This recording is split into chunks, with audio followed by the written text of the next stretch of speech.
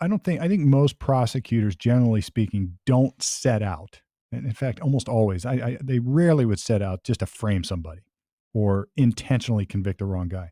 I think they all operate on the premise that they have the right guy. So, on the one hand, you would say, well, that's good. On the other hand, think about that for a second, because in the name of righteousness, this is really what that is. They think they've got the right guy, they're convicting the right guy. There really is no limit to what a human might do. And by human, I mean we are all flawed, right? So if you've got in the name of I've got the right guy, this guy needs to go down. It's my job to take him down. It gets really easy to start overlooking things here and there because it's for the right cause. That's the kind of that's where the bad stuff tends to happen.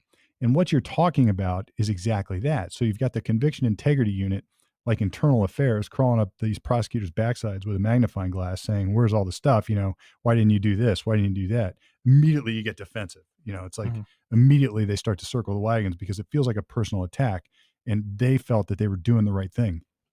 It's really difficult uh, in the course of human affairs to accept when we do something wrong. Really difficult. And it's even harder, I think, when you do something wrong, but it was for all the right reasons. You tend to justify it, or people tend to justify it. And when you're dealing with conviction integrity, that's exactly what's going on. And that's the danger of it. And it's also why that those divisions, those units, in theory, have to be sort of separated um, from the fray. They have to be sort of outside looking in. And by the way, there are all sorts of innocence projects around.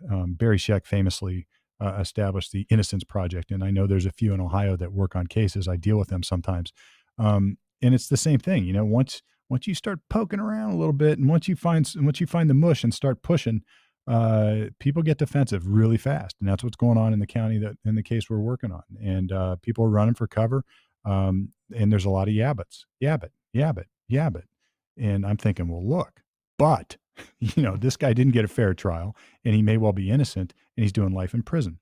So I think in theory, the conviction integrity units are great. The more of that we have, I think the better anybody will feel about the system in general. Because look, it's all human.